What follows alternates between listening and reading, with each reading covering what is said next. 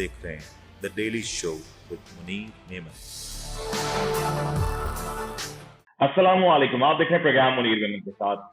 पाकिस्तान की तारीख में अहम फैसले जरूर आते हैं, लेकिन हर फैसले के साथ ये डिबेट शुरू हो जाती है कि क्या इस फैसले के इम्प्लीकेशंस होंगे, इस फैसले के असरात क्या होंगे और इस फैसले के हवाले से सियासी माहौल कैसे तरतीब पाएगा। आज से कुछ माह पहले पाकिस्तान तहरीक इंसाफ की जानिब से एक फैसला किया गया पार्लियामेंट को तहलील करने का। कासिम सूरी साहब के उस फैसले के रोशनी में अदालतें रात में खुली और रात देर तक अदालतों ने कार्रवाई जारी रखते हुए पाबंद किया कि कोई भी गैर आईनी और गैर कानूनी इकदाम ना किया जाए। उस वक्त जो लोग खुशियां मना रहे थे, आज वही लोग, वही चेहरे सुप्रीम कोर्ट के फैसले के ऊपर काफी ज्यादा नाराज नजर आते हैं। उस वक्त जो चेहरे काफी ज्यादा दुखी थे, काफी ज्यादा अफसरदगी का इजहार कर रहे थे, आला अदलिया के ऊपर तनकीद कर रहे थे, वो आज आला अदलिया के हवाले से शादियाने बजा रहे हैं। एक फैसला आया जिसमें पंजाब के इंतखाबात की तारीख दी गई और इस फैसले के लिए आज ये बहस जारी है कि क्या ये फैसला दुरुस्त था, नहीं था, इस फैसले के असरात क्या होंगे और इस फैसले के इम्प्लीकेशंस क्या होंगी।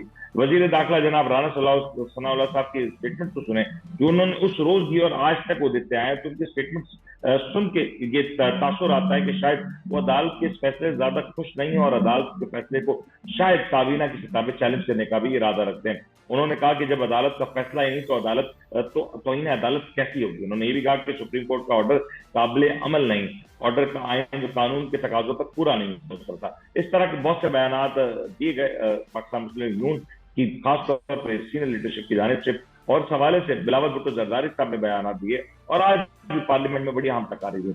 क्या हुआ, क्या मामला रहे और अब क्या होने जा रहा है, सवाल से गुफ्तगू करेंगे। जहांगीर साहब, गुफ्तगू का आगाज आपसे करते हैं। ये जो कुछ हो रहा है, एक माहौल बन रहा है, हम देख रहे हैं कि एक बयानिया बनाने की कोशिश की जा रही है। नून लीग की जानिब से माजी में कहा गया वोट को इज्जत दो, अब बयानिया ये बनाया जा रहा है कि शायद अदालतों की जानिब से उनके साथ जो मामला है वो कुछ ज्यादा बेहतर नहीं। कैसा देख रहे हैं इस तमाम तरह अपडेट को? जी, आपने अपने इब्तदाई में, अपने तमहीद में, आपने इंट्रो में ये बताया कि ये एक खुशी मनाता है, गम मनाता है, ये फैसले आते हैं, ये ठीक कहा आपने। ये तुरफा तमाशा नहीं, एक तरफा तमाशा नहीं, बल्कि दो तरफा तमाशा है और ये सारे तमाशे देखते रहे हैं। और जो क्लिप्स आते हैं, माजी के क्लिप्स आते हैं और उनके हिमायत में, पीटीआई की हिमायत में जो चीज़ें हो रही होती हैं, वो भंगड़ा डाल रहे होते हैं, वो मिठाइयाँ खिला रहे होते हैं, वो ज़बरदस्त तकरीर कर रहे होते हैं और सलूट कर रहे होते हैं अपने हक़ में अदलिया को। फिर उसके बाद ये हुआ कि कुछ ऐसे फैसले आ गए जिस पे रोना धोना मच गया। आज इधर रोना धोना मचा हुआ है हुकूमत की तरफ से कि ये क्या हो गया जनाब। अगर आप ये कॉन्स्टिट्यूशनली इदारा है और कॉन्स्टिट्यूशन जो है वो दिखता है कवानीन को। आप ज़रूर उसको दस्तूर साजी करते हैं, आप ऑथर होते हैं उसके, लिखते हैं, पार्लियामेंटेरियन सब कुछ है, लेकिन उसकी तशरीह और उसकी तौज़ीह कौन करता है, उसकी एक्सप्लेनेशन कौन देता है कि उसके बिटवीन द लाइन्स उसमें छुपी हुई जो विज़डम है वो क्या है, वो कौम के मफाद में और कानून के तहत है भी या नहीं। ये सारी चीज़ों अगर जब समझ जाएंगे, आप बाला होंगे अपने सियासी मफादात से, तभी आप देख सकेंगे इस हकीकत को कि हमारे कौमी मफाद में और आइन के मुताबिक क्या है। ये एक अपनी कफगीर से घुमाते रहते हैं, कभी ये इसको पलट, कभी उसको पलट, नहीं होता। कौमी मफाद को नज़र रखना चाहिए। आनी वालिदस्ती कानून और आइन की पाबंद होती है, उसके फ्रेम में ही रहना चाहिए। अगर कहीं गलत हो रहा है तो उस पे ज़रूर आवाज़ उठानी चाहिए, लेकिन इतनी गंभीर आवाज़ न उठाना चाहिए कि सब स्मैश हो जाए। ये बात बिल्कुल सही कही आपने जहांगीर साहब, और मैं चाहूंगा नासिर उद्दीन साहब जरा आप इस हवाले से हमारी रहनुमाई करें, क्योंकि आज भी अदालत के फैसले को चैलेंज किया जा रहा है और हमने देखा कि काबीना का एक इजलास हुआ, फिर पार्लियामेंट में करारदाद पेश की गई। ये जो सब कुछ किया जा रहा है और अदालत के फैसले को कहा जा रहा है कि आईनी तकाज़ुर पूरा नहीं होता था, क्या आपको लगता है कि ऐसी सूरत हाल है और वकला बरादरी सवाल से कैसे देखती है? जी नासिर साहब। भाई साहब, शुक्रिया आपका, आपके चैनल का। जो आप सवाल कर रहे हैं कि वकला बरादरी क्या कहती है और जो वफाकी काबीना की मीटिंग के हवाले से आपने बात की कि फैसले के हवाले से कहते हैं कि फैसला हम नहीं मानते। बात ये है, जहाँ तक आप वकला बरादरी की बात करें तो वकील तो सिर्फ आइन और कानून के साथ खड़ा होता है, और जो वकला आपको करते हुए नजर आते हैं पार्टियों की तर्जमानी करते हुए, तो वो एक पॉलिटिकल वर्कर के तौर पे उनका स्टांस होता है। अगर आप न्यूट्रल वकील की बात ले, राय ले, तो आइन की बात करेगा, आइन के साथ खड़े होने की बात करेगा और आइन के मफाद पे जो फैसले आते हैं उनका खैर मकदम हमेशा किया जाता है और किया जाना चाहिए। जो राइट। इस वक्त की सिचुएशन है, जो पॉलिटिकल पार्टी स्टांस ले रही हैं, देखें हर पार्टी के पास राइट होता है कि जब आपको फैसला कबूल नहीं होता तो आप एक अगले फोरम पे जाकर उसको फैसले को सेल करते हैं, उस ऑर्डर को सेल करते हैं। लेकिन ये जो पॉलिटिकल स्टंट करना और जो पॉलिटिकल कॉन्फ्रेंसेस करना और प्रेस कॉन्फ्रेंसेस कर मिलान करना, ये मैं समझता हूँ गैर मुनासिब रवैया और गैर मुनासिब तरीक़ाकार इख्तियार किया जा रहा है। और जो राना सनाउल्लाह साहब बात करते हैं, देखें इस वक्त जो फैसला आया honourable supreme court of Pakistan का 3-0 की जो जजमेंट थी, वो आइन के मफाद की और आइन के मुताबिक आया, और मैं समझता हूँ उन्हें इस फैसले को मानना चाहिए। और लेकिन नासिर साहब, ये जो तासुर दिया जा रहा है कि ये तो फैसला शायद आईनी तकाज़ों पूरा नहीं उतरता, क्योंकि जो एक एक तरीके से दरख्वास्त की गई थी कि फुल बेंच बनाया जाए, फुल बेंच नहीं है तो फैसला ना माना जाए। ये जो रविश है, ये कानून में इसको किस तरीके से देखा जाता है? देखिए मुनीर साहब, जहाँ तक कहते हैं ना कि हमें फुल बेंच चाहिए या बेंच हमारे मर्जी का होना चाहिए, जो जिस बात कर रहे थे खास तौर पे, देखें जब आपको याद होगा कि 3 से तादाद ज्यादा थी तो जजेस अपनी मर्जी से उठकर गए, और जब अपनी मर्जी से उठ के चले जाएं तो फिर बताएं फुल बेंच कैसे बन सकता है। जब उसमें 2 या 3 जजेस अपनी मर्जी से बेंच छोड़ के चले जाते हैं तो फुल बेंच का मतलब तो यही होता है कि जितने जजेस की नंबर्स हैं वो सारे के सारे फुल बेंच पे बैठे। तो पहले ही ऑलरेडी ही 2-3 जजेस उस बेंच पे बैठने पे या उस प्रोसीडिंग में बैठने से इनकार करके उस जगह को जाके छोड़ चुके हैं, तो वो कैसे फुल बेंच बन सकता था? और सेकंड, तो नासिर साहब ये जरा रहनुमाई ये भी करते साथ-साथ। जी मैं नासिर साहब, मैं जाहिर साहब आपकी तरफ आता हूँ, मैं बिल्कुल आ रहा हूँ, लेकिन एक रहनुमाई चाहूंगा नासिर साहब आपसे भी कि पहले ये रहनुमाई कर दें कि अब जो सुप्रीम कोर्ट का फैसला आ गया है, क्या काबीना या पार्लियामेंट के जरिए कोई ऐसा तरीकेकार मौजूद है कि इस फैसले को टर्न डाउन किया जा सके या इस फैसले की रूह से इनराफ करते हुए कुछ और इकदाम किए जा सके? आप ये बता दें, फिर मैं जागीर साहब से शुरू करता हूँ। आप देख रहे हैं the daily show with Munir Memon. आप देख रहे हैं the daily show with Munir Memon. मैं सिर्फ यही कह रहा हूं कि क्या ऐसा कोई कानूनी आईनी तरीका मौजूद है हुकूमत के पास कि वो काबीना से या पार्लियामेंट से ऐसा कोई कानून या ऐसा कोई नोटिफिकेशन जारी करवा सके कि इस अदालती हुक्म पे ना अमल करना पड़े? नहीं, देखें इस मामले में तो पार्लियामेंट में कोई ऐसी कोई बात हो नहीं सकती और ना ही कोई कवानीन पास करवाए जा सकते हैं। हाँ, जहाँ तक सो मोटो की बात थी तो वो आपने देखा होगा कि अमेंडमेंट करने की कोशिश की गई और इस वक्त सदर पाकिस्तान को भिजवाई गई। सारी इस हवाले से आप कहें कि फैसला ऑनरेबल सुप्रीम कोर्ट पाकिस्तान का आ जाए और आइन के मुताबिक आइन की तशरीह की जाए, तो उसके हवाले से कोई भी मामला पार्लियामेंट में ना उठाया जा सकता, ना पार्लियामेंट में उसकी कोई अमेंडमेंट या ना ही काबीना इस हवाले से नया कानून बनाया जा सकता। कोई इल्जाम उठा सकती है। आई एम श्योर काबीना के पास भी क्या नहीं। देखिए, मैं कानून की सिर्फ इतनी बात आपको कर दूं, जो टिकट्स चलते रहे या ब्रेकिंग चलती रही कि हम बाइकआउट करते हैं अदालतों का या प्रोसीडिंग का, तो ये कानून में इसकी भी गुंजाइश मौजूद नहीं है कि आप किसी प्रोसीडिंग की बाइकआउट करते हैं। कोई पार्लियामेंट का इजलास तो नहीं हो रहा ना आपने। बिल्कुल सही है, ये इसी पॉइंट पे आना था। जाहिर साहब मैं चाहूंगा अब आप जरा इस पर कमेंट करें, क्योंकि उस वक्त भी जब अदालती कार्रवाई जारी थी तब कहा गया कि हम अदालती कार्रवाई को बॉयकॉट करेंगे। फिर अब आज जब ये फैसला आ चुका है तो जहांगीर साहब ये जरा रहनुमाई करें कि काबीना का इजलास बुलाया जा रहा है, पार्लियामेंट का मुश्तरका इजलास बुलाया जा रहा है और फिर यहाँ पे कोशिश की जा रही है किसी तरीके से अदालती फैसलों को जो इस बार या जो माजी में हुए हैं उन सबको एक साथ एक कतार में खड़ा करके उनके ऊपर तनकीद की जाए। इस अमल को कैसा देख रहे हैं आप? देखिए, सबसे अहम बात ये है कि इसके ऑथर कौन है। ये आइन के ऑथर भी ये पार्लियामेंटेरियन होते हैं, कानून साजी भी इनका काम होता है और ये सारी चीजें इनका काम होता है। तो इतना मुबहम कैसे है मौजूद कि एक ही मकसद के लिए एक ही टारगेट है आपका कि आप इलेक्शन की तरफ जाएं और इतनी तशरीहात हों। अब देखिए, बैठे आपस के दो स्प्लिट हो जाते हैं जज अपनी ओपिनियन में, तो इसका मतलब है इसकी भी एक गुंजाइश मौजूद है कि स्प्लिट आती है, राय अपने अपनी दे सकते हैं और उसको किसी मुनासिब प्लेटफॉर्म पे मजीद ले जाया जा सकता है। ये एक जमहूरी हक है, और आईन ने भी हक दिया है कि अगर आप किसी बात से डिसएग्री करते हैं तो हमें इतनी बकवास करने की जरूरत नहीं है कि हम आए कॉन्फ्रेंस से करें, ये करें, टिल्ट करें, और जो वार्म अप कर दें, शोला बयानी कर दें और अमन अमान को खराब कर दें। आप प्लेटफॉर्म इस्तेमाल करें, ये बिल्कुल ठीक कहा बिल्कुल सही। एडवोकेट साहब ने। जी, आप कुछ और? नहीं, जी जाएगा, आप मुकम्मल करें, आप मुकम्मल करें। दे चुके हैं, लिहाजा मैंने मुख्तसर रखा अपने जवाब को।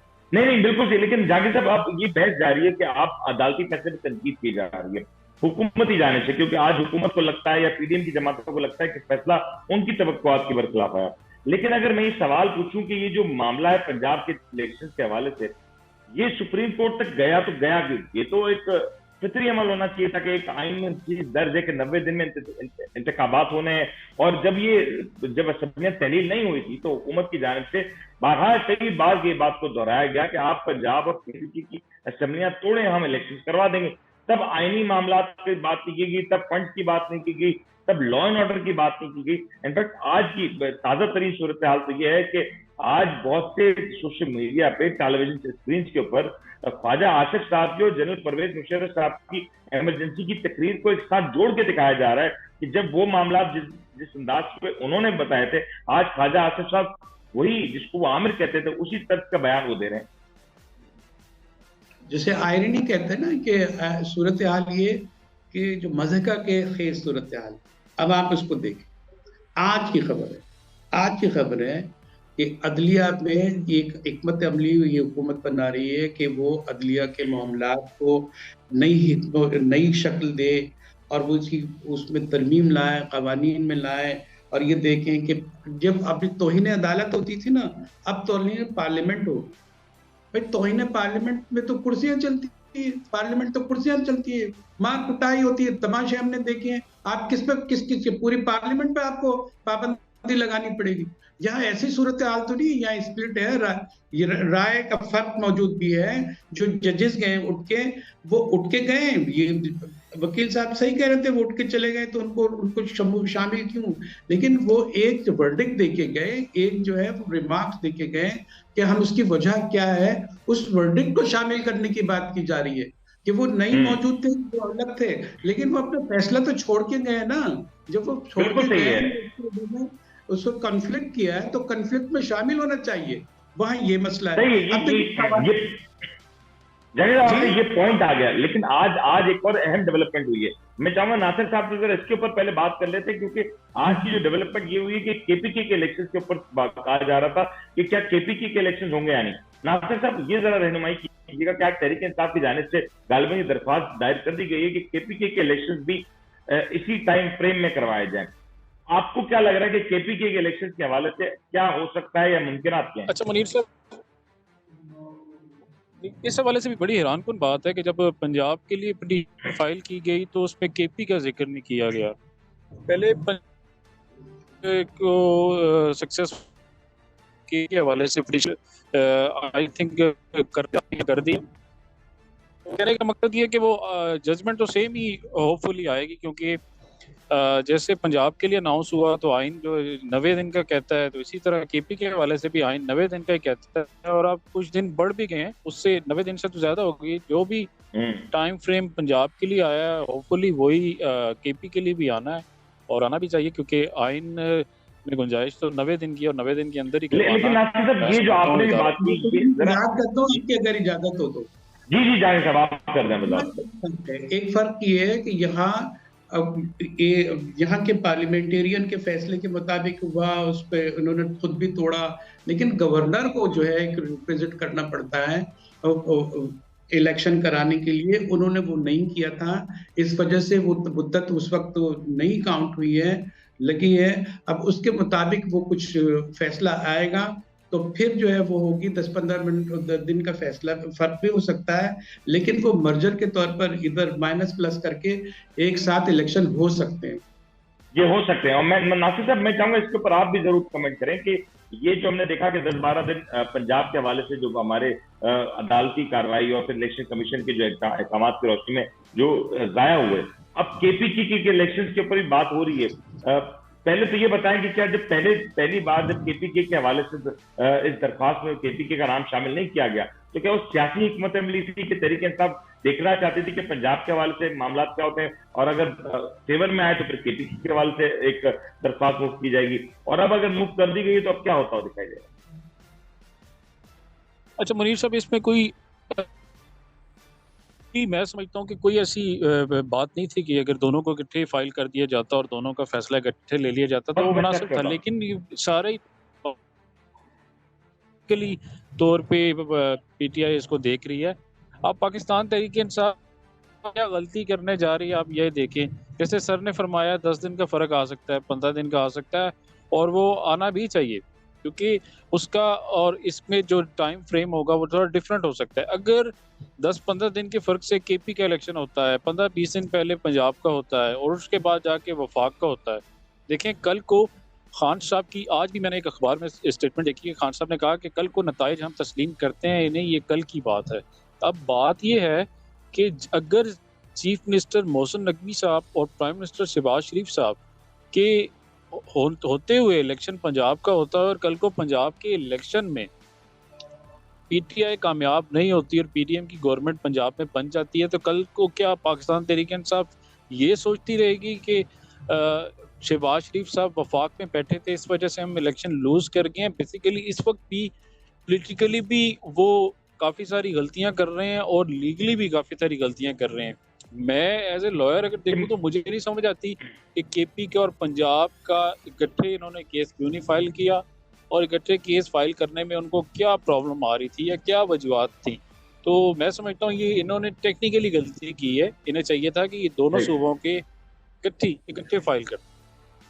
एक ये पॉइंट जो नासिर साहब ने उठाया, ये पॉइंट बड़ा वैलिड है एक एतबार से कि दोनों इकट्ठे फाइल हो सकते थे, और दोनों कि अगर इकट्ठे फाइल होते तो हो सकता था कि दोनों एक ही तारीख में इश्यूज होते दिखाई।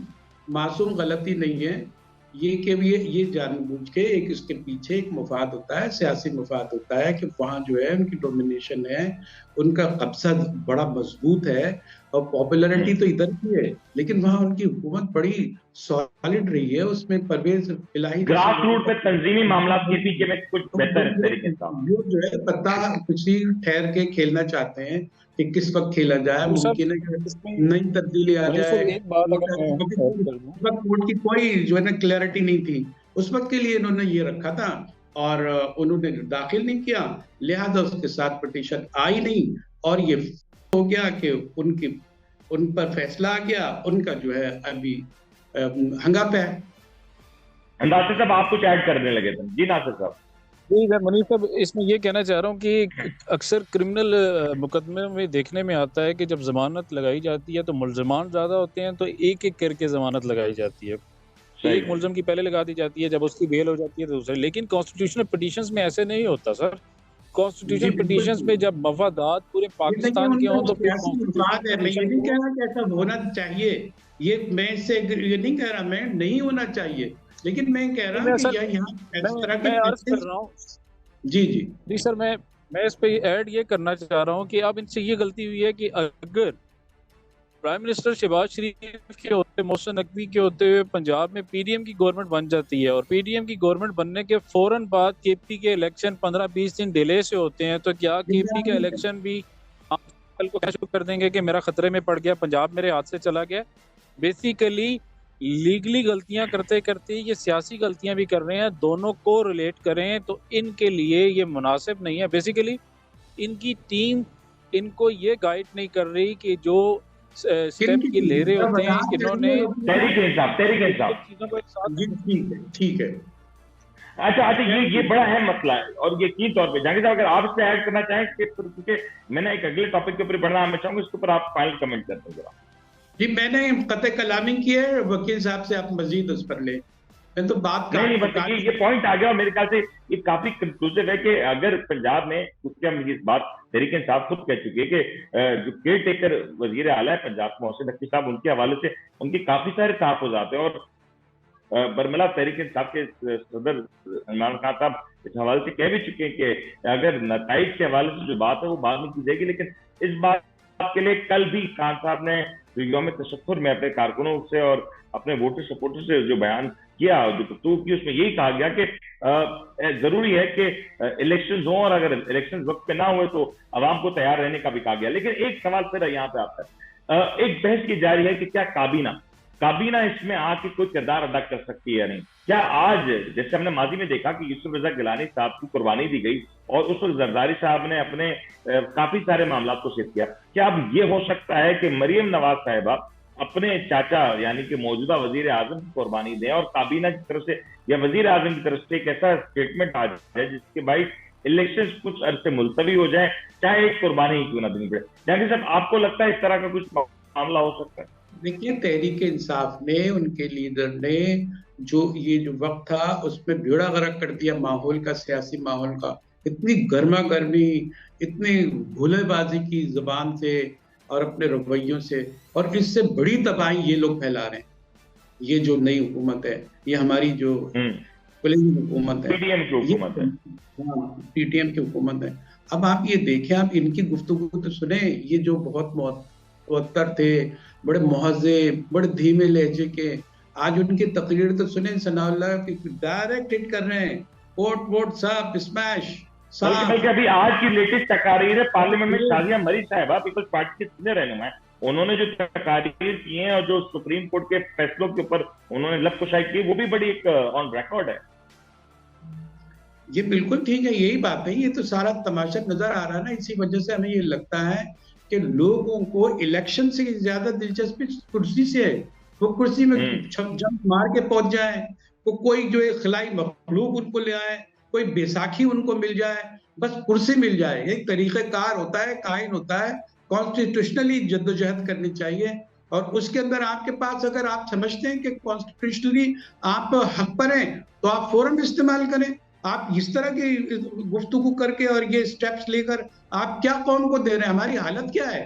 अब फिर हम वहीं रोना धोना मचाते हैं कि हमारा मुल्क खड़ा कहाँ है। IMF जो है एक एक चीज जो है वो हमें दिखाता है और जेब में रख लेता है, तमाशा बनाया हुआ है। तो ये जहांगीर साहब, ये बात बिल्कुल सही है, लेकिन जरा ये बात बता दें, आप उससे खेलते रहे इसके मुफादात से। जहांगीर साहब, एक चीज रहनुमाई पे कर देते हैं कि क्या अब ये जो बहस जारी है कि माजी में जिस तरह से जरदारी साहब ने यूसुफ रजा गिलानी की कुर्बानी दी और वहां पे अपने मामला को बचा लिया, क्या इस तरह के मुमकिनात हैं कि इस बार शहबाज शरीफ साहब की कुर्बानी दी जाए और फिर इलेक्शंस को यहाँ पे आगे बढ़ा दिया जाए? भाई, ये कुर्बानी वाले लोग नहीं है। इनको कहेंगे, इनको कुर्बानी ये नहीं देंगे। ये वाली सिचुएशन ऐसी नहीं है। कुर्बानी तो चाचा भतीजी का एक रिश्ता भी हो सकता है वो अपने बड़े भाई के लिए, या खड़े हुए हैं उनके बड़े लीडर हीरो, वहां से वो भी खिताब कर रहे हैं। ये देखें कि सूरत हाल पे इनका होमवर्क क्या था। अगर इनके माहिरीन हैं, इनके माहिरीन कवानीन हैं, उन्होंने बताया नहीं था कितने सुखों में क्या कुछ हो सकता है, इसकी क्या तैयारी होनी चाहिए, कौन से फोरम होने चाहिए। अब आप आखिरी दिन 11th आवर जो है आप मीटिंगें बुलाते हैं, इजलास बुलाते हैं, और जो है आप पार्लियामेंट की मीटिंग में और वुज़रा की मीटिंग में फैसले सुनाते हैं। ये वक्त है, वक्त नज़र जो है वो आपको जी नहीं, बिल्कुल दुरुस्त फरमाया जाएगा। मैं ये पार्लियामेंट के इजलास के ऊपर आता हूँ, लेकिन नासिर साहब, ये जो बहस जारी है कि काबीना किसी तौर पे इस बात का फैसला कर ले और वजीर आजम इस तमाम सूरत हाल की जिम्मेदारी लेते हुए कि वो इस बात का अनाउंसमेंट कर दे कि इलेक्शन नहीं हो सकते। माजी में हमने देखा यूसुफ रजा गिलानी की मिसाल मौजूद है, उस वक्त उनको कुर्बानी देनी पड़ी और जरदारी साहब के लिए एक राहत का सामान पैदा हुआ। ऐसा हो सकता है कि इस बार मरीम नवाज साहिबा के लिए या नवाज शरीफ साहब के लिए शहबाज शरीफ साहब कुर्बानी दें और ऐसा कोई इकदाम कर जाए कि जो इलेक्शंस का जो मामला है वो मुकम्मल तौर पर रद्द कर दिया जाए, क्योंकि आज नून लीग की तमाम तस्कीन लीडरशिप कह रही है कि 14 मई की जो तारीख दी गई उसको भी इलेक्शन नहीं होंगे।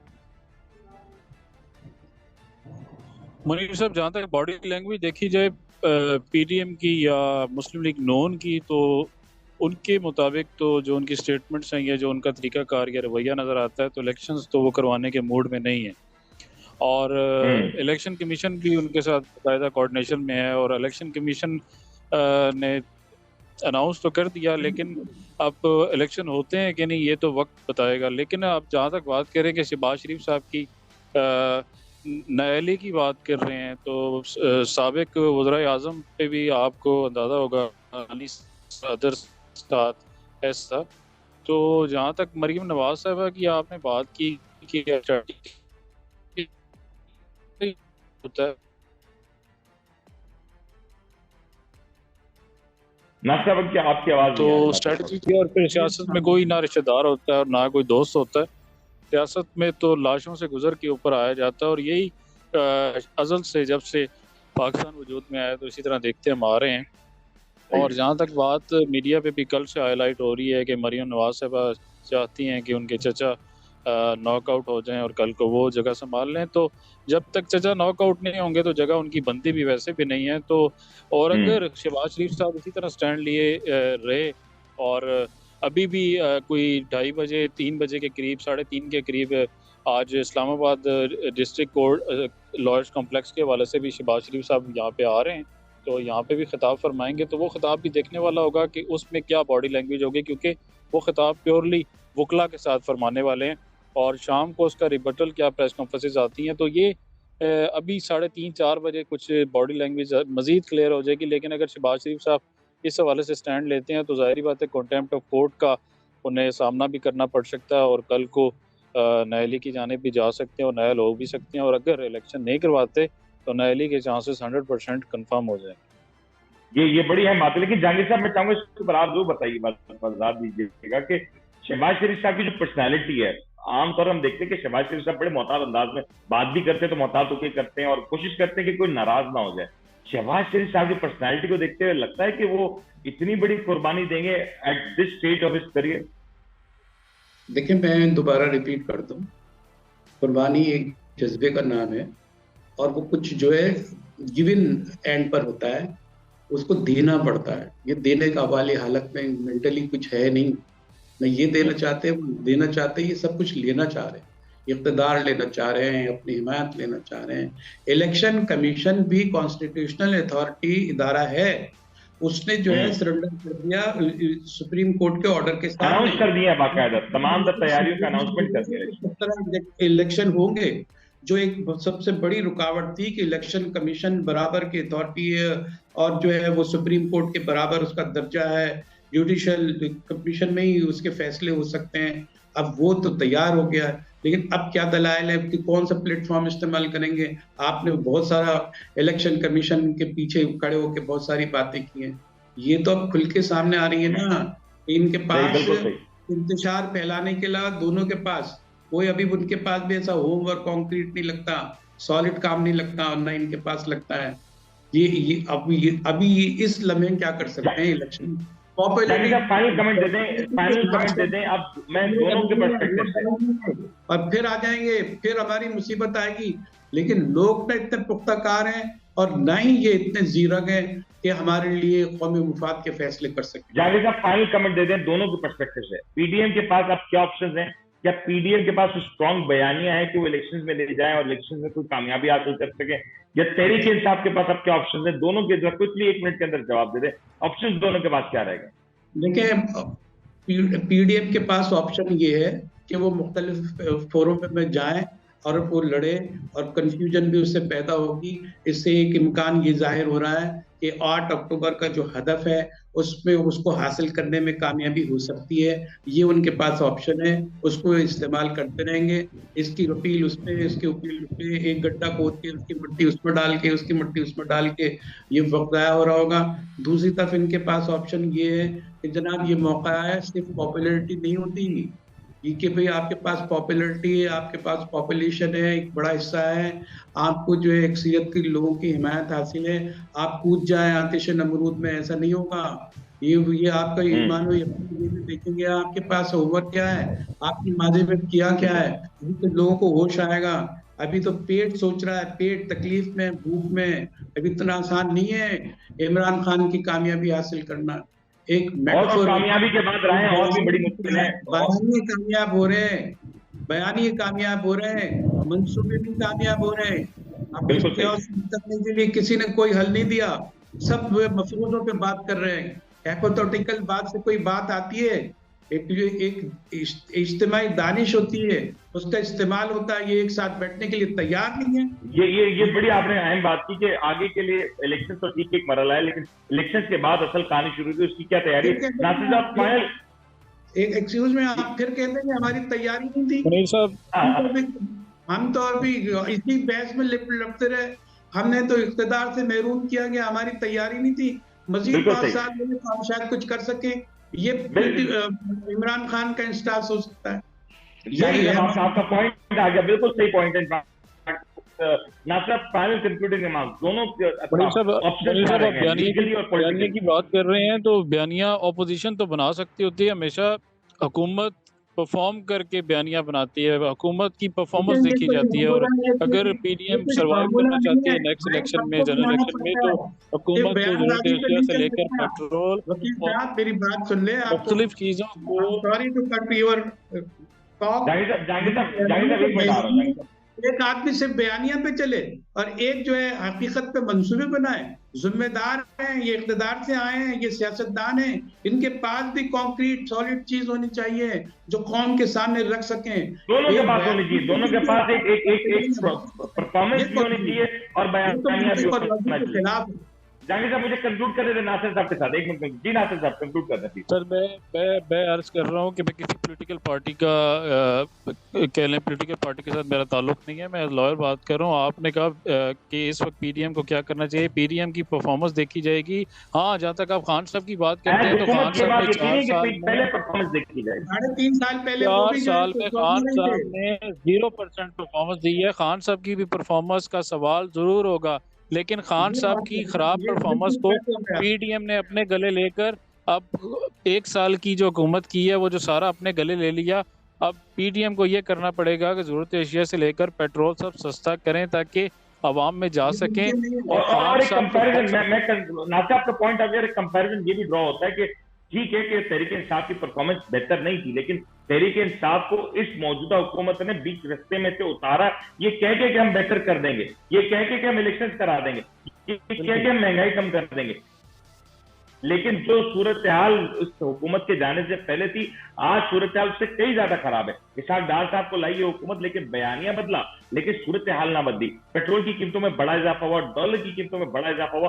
तो हुकूमत इस एतबार से परफॉर्मेंस की जहां तक बात है, शायद हुकूमत के पास वैसे ही कुछ नहीं। और तहरीक इंसाफ की जो बुरी परफॉर्मेंस थी, उनको उन्होंने जिस तरीके से बीच रस्ते से जिस अंदाज से तहरीक इंसाफ की हुकूमत को बर्खास्त किया गया, वो फिर एक अलग डिबेट है कि फिर उसमें क्या तहरीक इंसाफ को पॉलिटिकल कवरेज हुई, माइलेज हुई, सिंपैथी मिली। लेकिन उम्मीद करते हैं आपको आज का प्रोग्राम पसंद होगा। जहांगीर साहब आपका और नासिर अजीज साहब आप दोनों हजरात का बहुत बहुत शुक्रिया। अपना ख्याल रखिएगा। अपने मेजबान होने को इजाजत दीजिए। अल्लाह। आप देख रहे हैं the daily show with Munir नेमत।